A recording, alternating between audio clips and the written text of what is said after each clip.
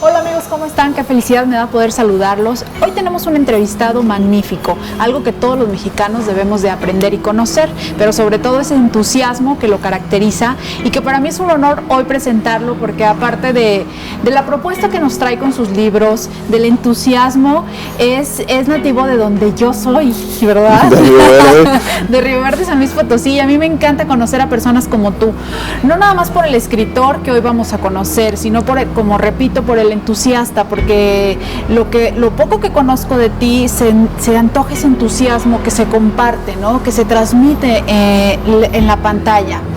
Pero antes de entrar de lleno a tus libros, que de verdad yo invito a que el público hagamos el esfuerzo y dediquemos unos minutos o unos días de nuestra vida a leer estos dos libros, porque como mexicanos, pues yo creo que son imperdibles simplemente porque desconocemos mucho la esencia de lo que es el verdadero mexicano. Pero antes de entrar de lleno, quiero que nos digas, Adrián, ¿quién eres? ¿Por qué entraste por qué eres escritor, conferencista? ¿Por qué todo esto? Platícanos. Mira, es muy difícil definir qué soy porque son muchas cosas, sí. Y me encanta reinventarme cada vez que puedo.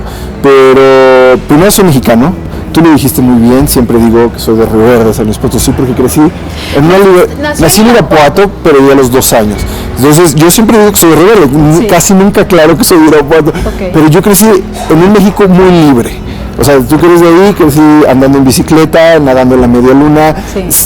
Donde no te tenían que cuidar, porque todo el mundo sabía quiénes eras, dónde vivías, todo el mundo conocía a tus papás. Pero también crecí en un México que yo sabía que si yo quería hacer algo con mi vida, tenía que hacerlo yo, que nadie me lo iba a dar. En el Río Verde que yo crecí no había universidad, la universidad llegó unos pocos años después. No había, pues yo les digo, nada más había un semáforo, muchas calles no estaban pavimentadas.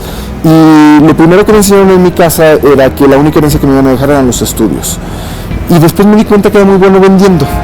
Enfrente de mi casa había una Conasupo y yo vendía mis cosas afuera de mi casa los domingos. Y yo le gané a Coppel, yo me convertí en venero hace 35 años, les daba bonos y cada domingo me pagaban. Entonces me di cuenta de que si yo me dedicaba al comercio iba a tener éxito. Y durante muchos años me dediqué a una comercializadora de ropa, pero no me llenaba. De cierta forma, aunque tenía mucho éxito en esa comercializadora, tengo una vida rara, señores. No tomo, no fumo, no me gusta desvelarme. Bueno, pues ya somos dos raros rioverdenses. Leo, pero entonces, tienes mucho que aportar. Y realmente me costaba mucho trabajo las actividades sociales de lo que implica tener una comercializadora de ropa, el mundo de la moda.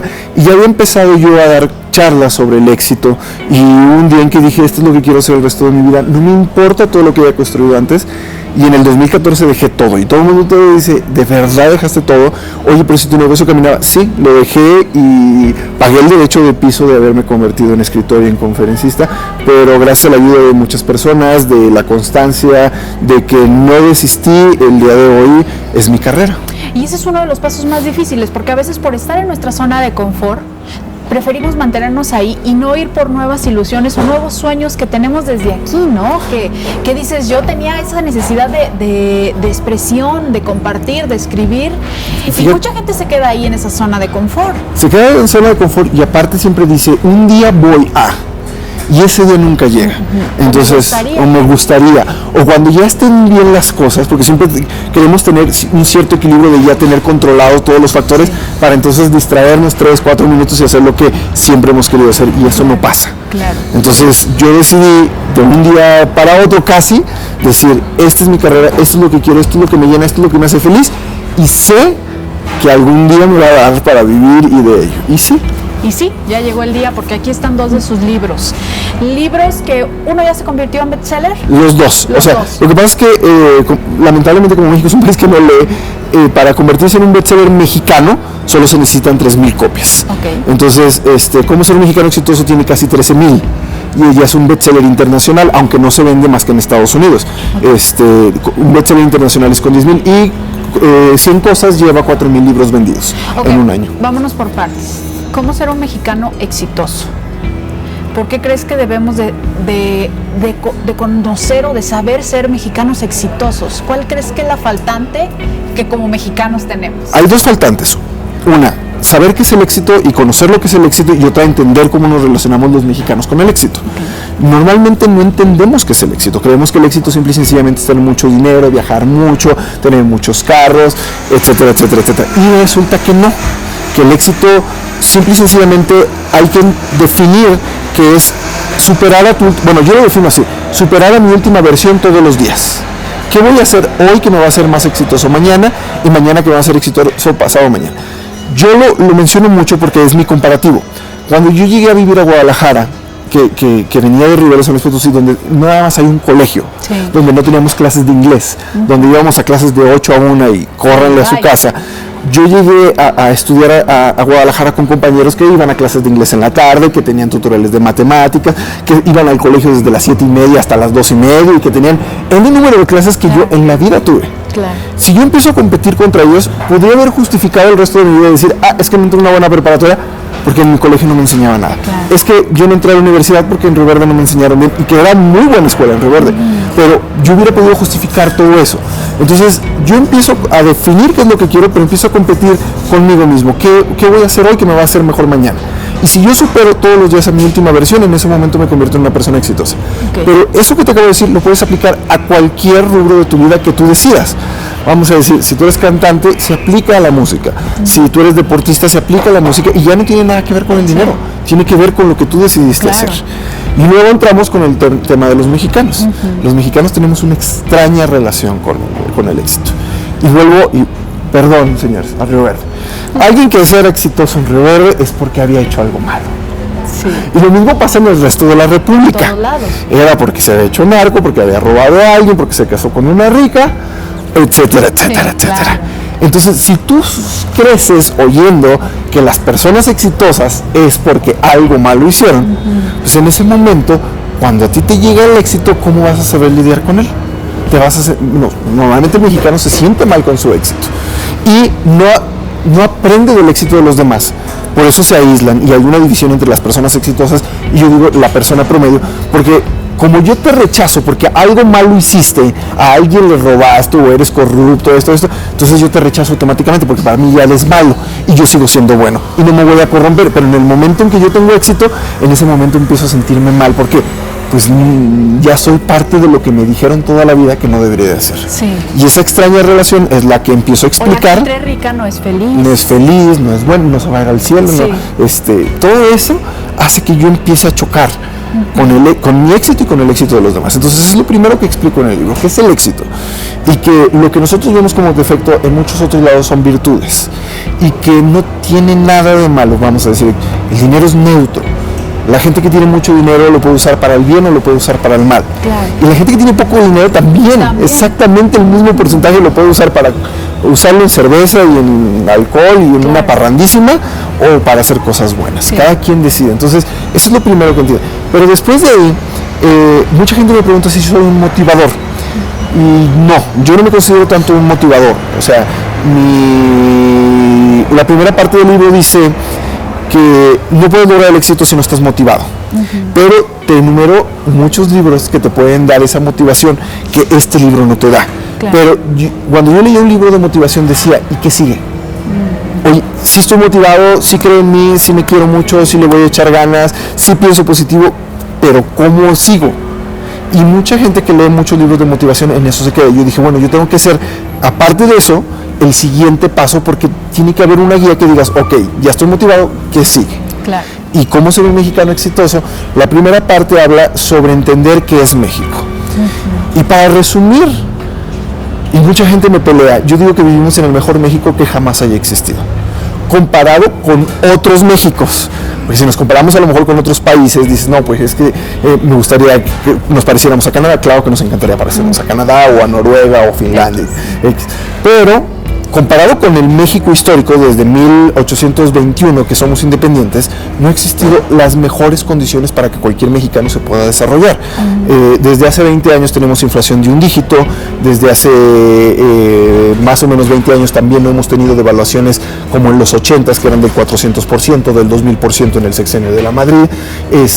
La escolaridad de los mexicanos ha subido con las siguientes décadas. Ahorita estamos casi en tercero de secundaria, hace 40, 50 años eran cuarto de primaria. Entonces, todo eso ha subido poco a poco, con los años no fue mágico, fue trabajo de décadas, y eso hace que cualquier persona en el momento en que decida cualquier planteamiento que quiera hacer en México lo puede hacer, y lo escribo aquí. Hay un mexicano que se decidió ser astronauta, que es José Hernández, y que siendo sus papás indocumentados de la pizca, iban y venían de México, aprendió a hablar inglés, se metió en high school y llegó al espacio. Claro. Y es un mexicano como y todos los demás. mexicanos exitosos. Lo que pasa es de que a veces los medios de comunicación no los dan a notar, entonces no nos enteramos, pero existe mucha gente exitosa en México. Y hacen más ídolos a otras personas que no tendrían sentido, pero pues lamentablemente ese es el México en el que vivimos, entonces creemos que estamos de la fregada, ¿no? Pero hay mucha gente hay mucha, por ejemplo, la televisión a color es un invento de Gonzalo Camarena Tapatío, y lo que dices tú es correcto, pero también la televisión no nos enseña porque la gente le cambia. O sea, van a hablar de esto, cámbiale.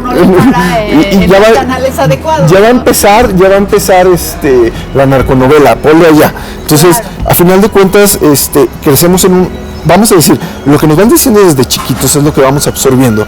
Y entonces, pues si a mí no me enseñaron a querer aprender y querer absorber y querer ver cómo lo hizo una persona exitosa, pues ¿por qué lo voy a hacer?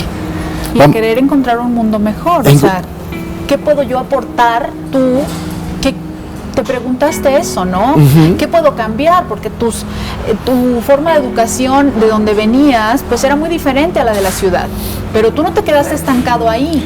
Entonces eso es opcional. Es opcional. Yo les digo que yo tenía a mi papá pobre y mi mamá más rica, como el libro. Y no es que fuera mi papá pobre económicamente. A lo que me refiero es que la mentalidad de mi papá era muy diferente a la mentalidad de mi mamá. Mi papá trabajaba para el gobierno, no tenía una carrera universitaria, pero él vivió en esa época donde a todos nos mantenían. Entonces, él creía que estudiar no era importante, que ser responsable en el trabajo no era importante. O sea, recuerdo cientos de veces que hablaba a la oficina y decía, oye, ¿puedes checar mi tarjeta por mí? Y le decía a un compañero para que checara la tarjeta. Y mi mamá era todo lo contrario. Mi mamá era siempre llegar temprano, siempre hacer las tareas bien hechas, van a ir a la universidad. Y ahorita que lo pienso atrás, decía, pues ¿cómo ir a la universidad? Y si número uno no tenía dinero y número dos ni universidad había en Río Verde. Pero era un plan que ella tenía para nosotros y que nos lo metió en la cabeza, y que las cosas se fueron acomodando durante toda nuestra vida para que tanto mi hermana como yo, cuando llegara el momento, fuéramos universitarios. Entonces, cuando me dicen, ¿qué hubo en ti? Yo sí digo, mi mamá. O sea, claro, la parte de mi mamá donde ella me educó de que yo podía hacer cualquier cosa que yo me propusiera, hasta el día de hoy, cuando pagué el precio de haberme convertido en escritor y haberme convertido en conferencista, que hubo un tiempo en que se acabaron mis ahorros, se acabó mi presupuesto, o sea que ya no quedaba nada más que las ganas, la que me habló y me dijo, tú escribiste un libro que decía cómo ser un mexicano exitoso y ahora te aguantas, fue mi mamá. Entonces, pues siempre tener el apoyo de alguien que cree en ti hace que tu mentalidad, pues si yo lo vi desde chiquito, mi mentalidad estaba fuerte, ¿verdad? Claro, entonces, pero siempre la voz de la madre es la voz más importante, ¿no? Entonces tuviste, ante esa situación tuviste un lado muy positivo para ti, y yo creo que es el que también te impulsó a estar aquí y a pedirte más. Entonces, ¿cómo ser un mexicano exitoso? Y después viene este libro, 100 cosas que todo mexicano debe saber. Cuando yo empiezo a hablar de las características, o empiezo a averiguar las características de las personas exitosas, no hablo de un mexicano exitoso en específico. O sea, no es como una biografía de muchos mexicanos exitosos. Yo lo que empiezo a analizar es la vida de ellos y empiezo a encontrar tendencias. Si fulanito de tal, vamos a decir, Slim dice que es puntual y Azcárraga dice que es puntual y Zambrano dice que es puntual, aquí ya encontré algo que tienen ellos tres en común. Entonces lo que yo empiezo a averiguar después de entender qué es México y entender la realidad de México es qué características tienen los mexicanos exitosos en todos los ámbitos. Entonces la primera es educación. Hayan ido o no a la universidad, no quiere decir que tienen que tener un doctorado, no. Quiere decir que son personas que están en constante crecimiento y aprendizaje, que siempre están en un taller, que siempre están en un diplomado, que siempre están en un curso, que platican con gente de cual puedan aprender y que ven los programas de gente que pueden aprender. Claro. La segunda es la lectura. Lamentablemente en México el promedio real de libros es de menos de un libro al año. Y entonces yo tenía dos cosas que resolver. Una, ¿cómo vamos a querer a México si no lo conocemos? No se puede querer lo que no se conoce. Que no se conoce, claro. Y yo creo que muchos mexicanos, bueno, más bien, cuando yo hice mi investigación, el 98% de los mexicanos no sabían ni siquiera qué significaba México. Entonces yo dije, lejos de criticar la falta de cultura general de los mexicanos, la falta de lectura, yo tengo que poner en un libro 100 cosas que como mexicano tenemos que saber básicas. Y la número 1 es qué significa México, qué significa el ombligo de la luna. Y la número 2 es que México nunca ha existido. ¿Por qué? Fuimos el Imperio Mexicano, el país México, la República Mexicana, y el día de hoy somos Estados Unidos mexicanos. Y nunca nos hemos llamado México. Solo el presidente Felipe Calderón metió una iniciativa de cambiar el nombre a México y le dijeron que no. Pero nunca nos hemos llamado México. Y en el libro hablo de historia, de economía, de política, de religión y de fútbol, que son los 5 temas que vamos a decir que nos interesan como mexicanos. Y hay un sexto tema que es, bueno, un sexto capítulo que es abierto, donde cuento leyendas, donde cuento empresarios mexicanos, gente que ha tenido patentes, los premios Nobel de México, que tenemos 3, Octavio Paz, Alfonso García, Mario Molina, que son, vamos a decir, ahora sí los mexicanos exitosos, sí los puse en este libro. Hablo de Fernando Valenzuela, hablo de Julio César Chávez, hablo de Chabelo. Yo crecí viendo Chabelo, entonces para mí era importante poner a Chabelo. Hablo de Cantinflas, del Santo. ¿Hablas del Chavo del Ocho? Del Chavo del Ocho hablo más en cómo ser un mexicano exitoso. Okay. El Chavo del Ocho, yo lo digo siempre, Chespirito es un genio, pero el programa para mí aporta muy poco al valor y al crecimiento de los mexicanos. Okay. ¿Por qué? Porque el Chavo del Ocho no tiene ninguna aspiración, no tiene ninguna enseñanza de crecimiento, no tiene ninguna motivación a querer ser más. Claro.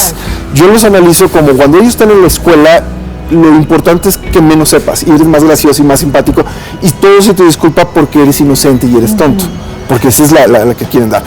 Don Ramón no vive en pobreza extrema, vive en una pobreza donde tiene lo suficiente para vivir, pero no hace lo máximo para sobresalir.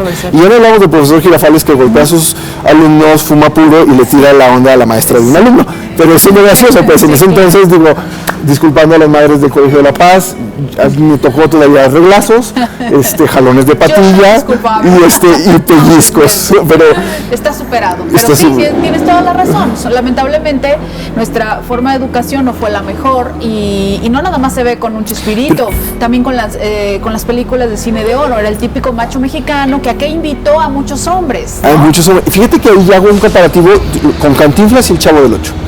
Cantinflas, en un inicio, sus personajes eran un vago bueno para nada, el lépero, el mexicano. Pero él se da cuenta de la responsabilidad que tiene con los mexicanos, y yo lo menciono, o sea, de repente dice, ellos están viendo reflejados en mí y ellos quieren ser como yo.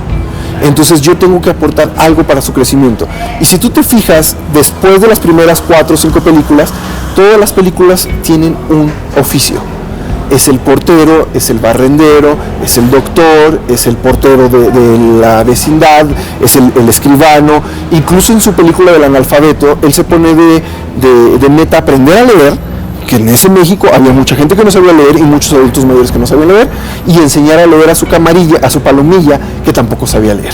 ¿Qué es el éxito para ti? El éxito, yo lo defino así: el éxito es ser hoy mejor que ayer y mañana mejor que hoy en lo que yo decida hacer. La competencia es conmigo mismo, y cuando retrocedo tener la capacidad de recuperar los pasos perdidos. Así de simple. Okay. Estamos en un mundo materialista y donde lo que más le importa a la gente es el qué dirán. El qué dirán. No. A mí me importa más el qué será.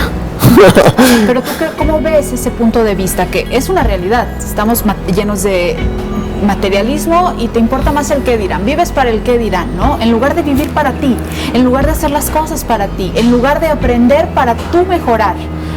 Es que ahí me pusiste una pregunta muy difícil, pero sí la voy a contestar. O sea, muy difícil porque la gente no le va a gustar la respuesta. La gente que vive por el qué dirán es alguien que no tiene su meta y su objetivo de vida bien definido personal.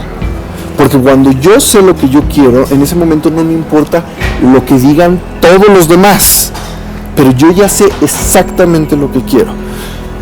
¿Cuánta gente? Te puedo decir que 9 de cada 10 personas me decían: no vas a poder vivir de ser escritor, no vas a poder vivir de dar conferencias. ¿Para qué dejaste tu trabajo? Busca un trabajo que te pague, tienes una maestría, tienes estudios especializados, no hagas esto. Lo oí de 9 de cada 10 personas. ¿Qué decía tu pensamiento ahí? No, mi pensamiento, yo decía, yo soy bueno en lo que hago, yo sé que lo voy a lograr. O sea, a lo mejor desde chico... ¿Por qué lo pregunto? Porque, como tú lo dices, mucha gente tiene muchos proyectos, pero se queda en el camino. ¿Por qué? Porque la mente a veces es nuestra peor enemiga. Entonces es la que dice, sí, cierto, por algo me lo están diciendo, no, mejor ya no sigo. Entonces te pregunto que qué decía tu mente ahí. Él estaba convencido de lo que iba a hacer, aunque llegara a esa oscuridad a querer convencerlo que no. Y ojalá nos vean mucho en Río Verde, porque voy a lo mismo. Yo crecí casi sin nada. Entonces a mí no me afecta perderlo todo. Mi casa en Río Verde era una casa de 2 recámaras y un baño muy pequeña, no tenía ni siquiera la cochera pavimentada, mi papá la pavimentó con recursos de recursos hidráulicos, pero había una tele y a veces, porque cuando no había dinero había que venderla y nos quedábamos sin tele. Carro, yo creo que hasta mis 20 y tantos años fue el primer carro nuevo que hubo en mi casa. A veces había, a veces no, o sea, vamos a decir así, no crecí en un ambiente donde las posesiones eran lo que más atesoraban. Cuando se divorcian mis papás, que por eso me voy de Río Verde, es llévate lo que puedas y empezamos de nuevo. Okay. Venimos a la Ciudad de México y cuando nos fuimos de la Ciudad de México tampoco teníamos nada, entonces no nos llevamos mucho a Guadalajara. Entonces yo nunca he crecido en lo personal muy apegado a las cosas materiales. Entonces a mí no me importaba empezar de cero porque sabía que lo podía hacer. Si ya lo había visto yo cómo lo habíamos podido hacer cuando se divorció mi mamá, cuando nos cambiamos a Guadalajara, dije, si ya lo pude hacer una vez, lo puedo hacer 2, 3, 4 veces las veces que sea necesario. Entonces a mí no me asusta perderlo todo. Claro. Porque sé que lo puedo volver a hacer. Claro. Pero mira, sí tengo mucho público de Río Verde que les mandamos un saludo y yo quiero mucho la ciudad donde nací, porque obviamente allá está mi familia y cada que voy estoy llena de recuerdos, ¿no? Y la gente siempre me recibe muy bien, pero yo creo que también es una forma de impulsar, porque así como cuántos pueblos hay en nuestra República Mexicana, que a veces es donde existe un poco más de escasez en todos los sentidos, pero también de esa escasez se puede sacar algo bueno y es donde los libros siempre van a ser una super opción para conocer. No necesitas ir al otro lado del mundo, puedes leer, puedes aprender y a veces en esos lugares, ¿no?, que son pequeños, pues es donde más tenemos que tener este impulso de conocimiento, de querer aprender, de querer sobresalir. El doctor Malcolm Gladwell, que tiene libros que a mí me encantan como Fuera de Serie, David contra Goliat, hace una mención de que para lograr el éxito sin querer, el tener carencias en tu vida ayuda a que salgas más rápido adelante que cuando tuviste todo resuelto. Claro. Entonces, yo no, vamos a decir, yo fui la persona más feliz aún con todas esas carencias y por eso guardo tan grato recuerdo de lo que es Río Verde y por eso digo que soy Río Verde. Claro. Pero eso me ayudó también a decir qué quieres para el resto de tu vida. Y entonces eso me motivó a hacer muchas cosas más y aprender a no tener miedo a quedarme sin nada. Entonces yo sí sé lo que quiero ser y entonces por eso a mí me importa más ser que tener. Que también hay un libro que se llama Tener o Ser. Era Ser y Tener, de Michel Domit, que también es un libro que recomiendo. Y el que estaba hablando era Tener o Ser de Eric Fromm. Ah, ok. Entonces hay 2 libros. Bueno, pero los 2 más o menos sí hablan de eso, ¿no? Sí. De primero ser para luego hacer. De hecho, yo hago un análisis, o sea, tengo una frase. Tener no te va a hacer ser, sin embargo, ser sí te va a hacer tener. O sea, exacto, la fórmula al revés no funciona. Claro. Y ser primero te va a provocar tener. Y vas a tener lo que tú quieres. Okay. No lo que los demás quieren. Estamos en un año de votaciones. No voy a entrar en polémicas ni porque no soy apasionada. En mi punto de vista, hasta este momento no tengo un candidato que me convenza. Es mi punto de vista. Pero ¿tú qué piensas? ¿Qué piensas? ¿Qué le dices a los mexicanos? Mira, ¿Qué pregunta los invitas a que se hagan para que independientemente de las campañas, independientemente de lo que puedan ir a hablarles directamente al candidato, que ellos se pregunten para ver qué es lo que podemos tener? Porque, pues bien lo dijo Maná, México tiene, se me fue la frase, si me ayudan, cada quien tiene el presidente que merece. Cada pueblo tiene el gobierno que merece. Gobierno que merece. Entonces, pues creo que es una gran verdad. Mira, en política yo lo primero que diría es que tendríamos que entender cuál es la función del presidente. La función del presidente es administrar los bienes de la nación y hacer que las leyes se cumplan. Esa es su única función. Todo lo demás es agregado cultural. Yo pienso que un presidente es como si tú y yo tuviéramos una empresa y nos fuera muy bien y está creciendo y necesitamos un nuevo director general, porque ya no nos alcanza el tiempo ni los conocimientos para tú y yo tenerla. Entonces, yo voy a contratar a ese director general. ¿Y qué quiero de ese director general? Yo necesito a alguien que sepa de finanzas, porque tiene que multiplicar el dinero que hay en este país, no repartir el que ya hay.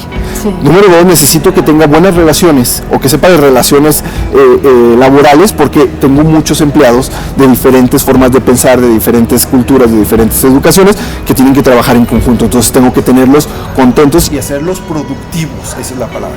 Necesito saber relaciones internacionales, porque mi producto se vende en el extranjero. Entonces necesito que lo sepa llevar, que lo sepan apreciar en otros lados y que no lo paguen bien. Número 4, necesito saber de administración, porque a final de cuentas le vamos a entregar un presupuesto con el cual tiene que hacer maravillas. Esa es la función del presidente. Yo siempre les digo a los mexicanos cuando me hacen esta pregunta: no pienses en todos los mexicanos, piensa en ti. ¿Cómo te ha ido a ti en lo personal en los últimos años? ¿Por qué te ha ido bien y por qué te ha ido mal realmente? ¿Estuvo en manos de otro el que te fuera mal, o estuvo en tus manos porque dejaste de hacer muchas cosas? En base a eso, decide votar por quien más te convenga, para que tú te puedas desarrollar, tomando tú la responsabilidad de que tu éxito y tu crecimiento solo depende de ti. Ningún candidato, ni verde, ni azul, ni morenito, ni naranja, va a hacer lo que tú no haces por ti. Sí, porque diste un punto que es súper importante y me encanta recalcarlo, porque lamentablemente a veces los mexicanos le echamos la culpa al gobierno. Yo no mejoro en esto porque el gobierno, no, o sea, todo lo que tú quieras mejorar va a depender solamente de ti, ¿no? Nos agarramos de esa parte, de esa culpa del gobierno para justificar y para volvernos víctimas, pero eso no es cierto, ¿no? Es que si volvemos a lo mismo. Así nos enseñaron desde chiquitos. Sí, pero no lo podemos cambiar. Lo podemos cambiar, pero hoy, cuando menos en las propuestas que yo he escuchado, es muy difícil, porque todas las propuestas van a lo mismo. Tú no te está yendo bien por culpa de un tercero, y yo te voy a resolver todo. Como les digo, ahorita que vuelven las campañas, porque estamos en pre-campañas, es como si llegara Santa Claus. De verdad, pídanle lo que quieran y les van a decir que sí, con tal de que vote. Claro. Los 3, 4, 5 candidatos. Y eso no es política. Y vamos a decir así: gobiernos responsables ciudadanos responsables hacen gobiernos responsables. Si nosotros no somos responsables como ciudadanos, el gobierno no va a ser responsable.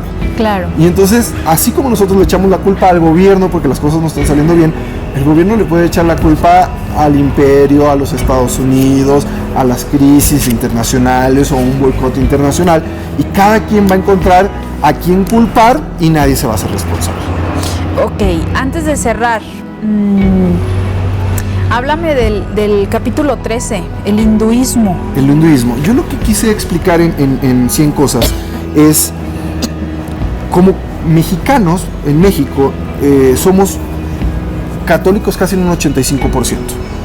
De hecho, cuando nos independizamos era la única religión permitida. Hasta las leyes de reforma se permite la libertad de culto. Pero aún hoy nos sigue pareciendo extraño relacionarnos con gente de otras religiones. Pero no las conocemos. No conocemos ni el hinduismo, ni al judaísmo, ni al islam.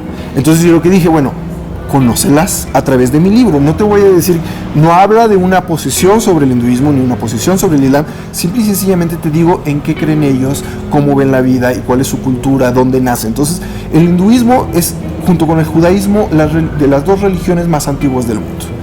Del judaísmo emana todo el mundo cristiano, es judeo-cristiano, que son todas las religiones de Occidente, y del hinduismo emanan todas las religiones de Oriente. La vida de Krishna es muy parecida a la vida de Jesús, solo 1000 años antes. Hay muchas similitudes. Y lo pongo también porque de repente creemos, en todas las religiones también hay Mesías, hay un enviado, hay un hijo de Dios representándonos en la tierra, y no fue el primero que murió para salvar al resto de la humanidad. Entonces, la historia del hinduismo la pongo en el libro de 100 cosas que todo mexicano debe saber, para que la gente la conozca y que sepa de que hay gente que cree en el judaísmo, que es un Dios, que lo compartimos con ellos, porque es el mismo Dios que el mismo Dios para todos, pero vamos a decir, en el libro, en el libro oficial, sigue siendo el mismo Dios que para los cristianos. Y que el hinduismo sí tiene una serie porque encontré dos ramas, una que tiene varias deidades y una donde solo tiene una deidad, que es la madre universo. Entonces, así como el judaísmo se dividió, el hinduismo también ha tenido diferentes ramificaciones, pero lo que quiero que entiendan en este libro es que hay muchas culturas y que todas las religiones en sus bases son buenas. Ninguna religión la crearon para hacer el mal, pero el hombre es el que decide cómo manejar.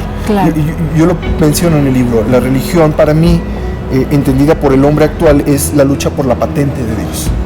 Dicen por ahí que la mejor religión es hacer la paz. Estamos viviendo un despertar espiritual que ya estaba aquí, simplemente que probablemente una nube gris no nos dejaba verlo, no había apertura para ver esa forma de vivir.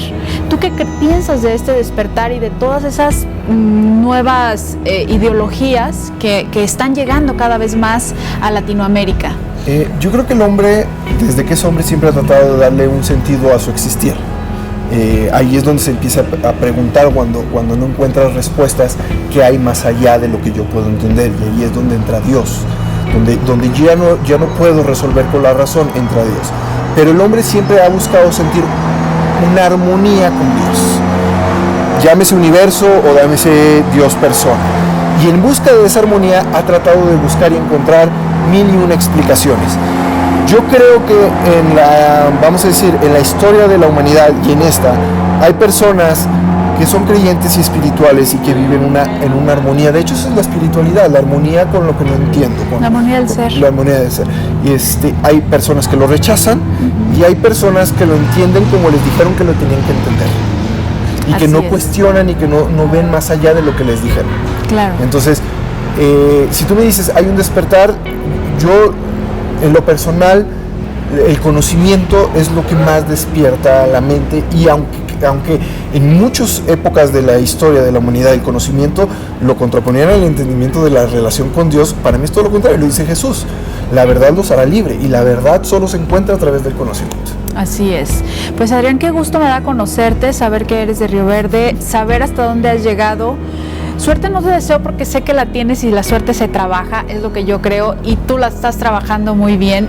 Yo creo que mejor deseo que de verdad toda esa energía que tiene tan bonita, todo ese ímpetu y esas ganas de tu forma de hablar, que lo expresas, lo lleves a cada parte del mundo, a cada parte de nuestra República Mexicana. De verdad deseo que puedas compartir todo lo que expresas en tus libros a muchas personas, para que los contagies a querer ser personas de éxito, pero de un éxito interno, ¿no? Donde la felicidad y lo más importante es lo que a ti te mueve desde aquí, no para el qué dirán, sino para lo que a ti te hace feliz, porque solamente pudiendo ser felices nosotros desde aquí adentro, vamos a poder contagiar a los demás, vamos a poder regalar esa felicidad y dar ese amor a todos los demás. Así que Adrián, muchísimas gracias. No, muchísimas gracias. Y pues te deseo lo mejor. Ahorita vas a tener aquí, estamos en Porrúa de Bosques de Chapultepec, y va a tener firma de autógrafos. Entonces, pues te deseo lo mejor y espero que coincidamos muchas veces, y el próximo libro, pues aquí vamos a estar. Muchísimas gracias. Gracias, muchas gracias a todos ustedes, gracias, y nos vemos aquí en la próxima. Recuerda activar tu corazón, porque solo el amor salvará al mundo. Hasta la próxima.